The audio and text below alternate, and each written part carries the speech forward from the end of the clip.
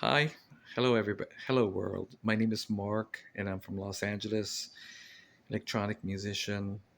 Um, my first time doing a YouTube video. Very nervous. I'm sweating bullets inside, but bear with me. I saw a shout out to Bolo, who advised. I saw his video, and I'm taking his advice to start doing a YouTube channel for fun. For me, for fun. I got laid off. So after we send resumes, and after we interview, we can have some fun. I'm not sure what this channel is going to be about, or if I'm going to keep doing it. I may be doing some gear reviews, maybe, but I think I'll be sharing my wisdom on how I create tunes in the style of the music that I make is basically, well, let's play it.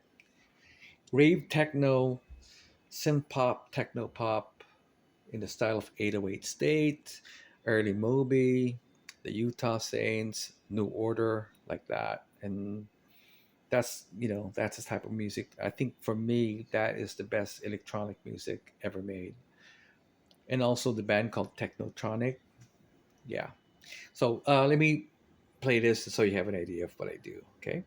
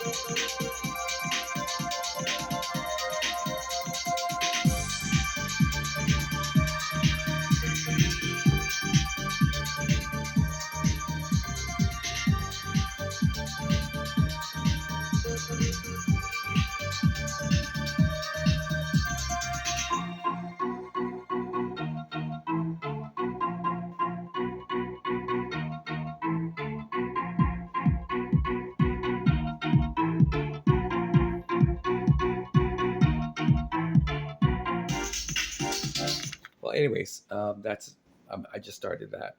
That should be finished by Sunday. It is Wednesday right now, maybe Saturday. So I love electronic music. I've never done a video before, but it sounds like it's fun. I want to get into the game. I'm not sure yet, but since you're into gear and like music technology, let me share you what I have. Since you are probably a gear slut. Okay, just kidding. Gotta have one of these. This is what I use a lot for TB303 lines. It is a clone, but this one right here is my only digital synthesizer I've had for, I don't know what, 2010, 2011. I've had it ever since. Uh, what I'll explain to you what I really do to make tones or make patches. These are my two monosynths. And thank goodness that Behringer created the 2600, because the original 2600 is what, 20 grand? But it sounds good for bass. I use it a lot. When you use it and you create tones or patches, and you slide these things without even patching, just sliding these things. You don't need to patch. You always find something cool to record or sample. Next below it is the Pro One. It has a very beautiful step sequencer that I will show you later on, because you can create riffs and bass lines with this thing. I love the sound. So basically how it works is I'll create 10 tones. Let's say in on a Saturday, for example, I'll create 10 tones from scratch, sample to here, create another one, sample to here.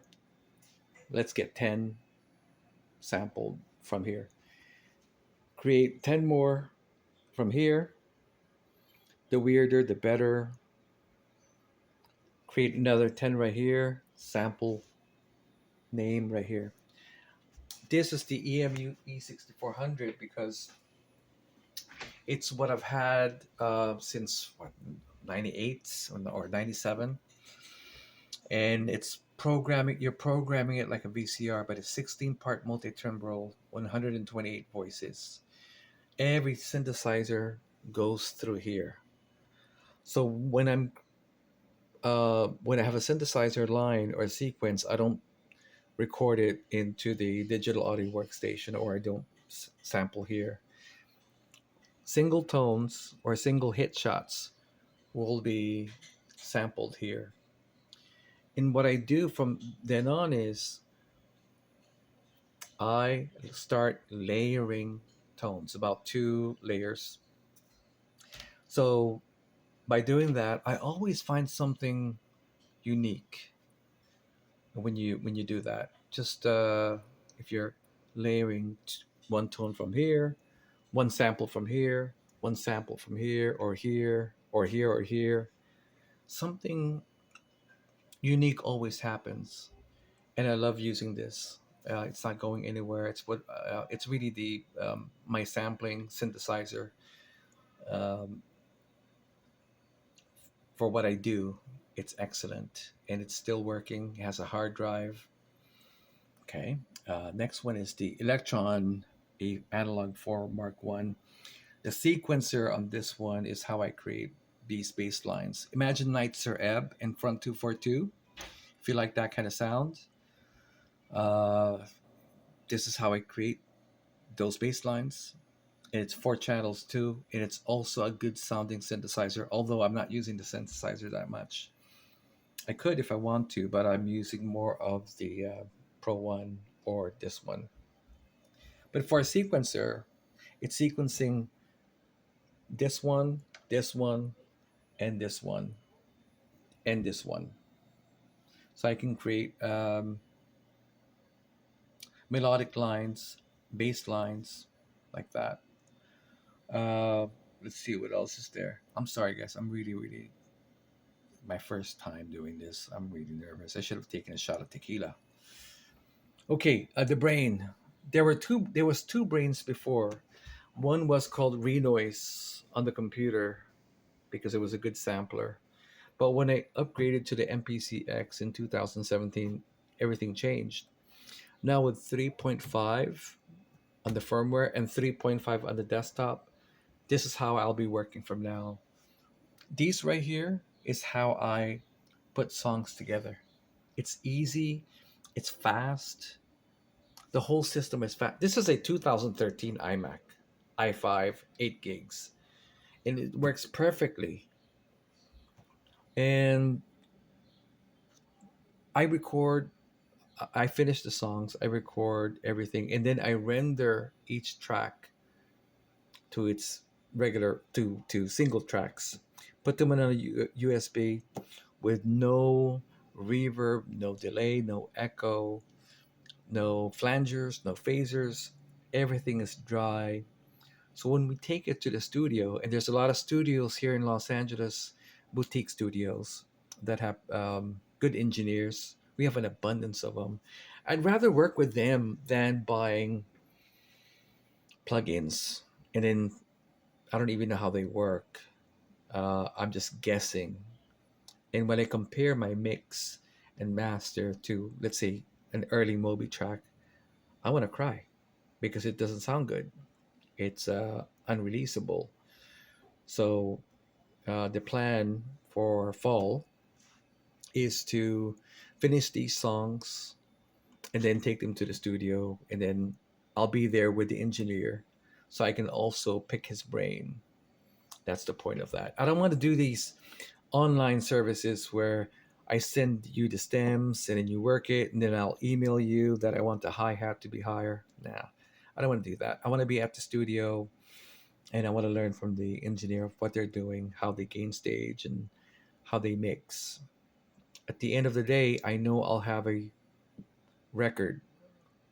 Hopefully we can release. And then I have a mastering engineer. His name is Brian Hazard, well-known engineer, mastering engineer for in the style of techno pop, and ambient and synth pop. That's his specialty. He has released maybe 1,000 records, and he's a friend. This one right here is the Proteus EMU Proteus One. I've had it since '93, and it still works. There are only three patches that I use actually. The modern guitar,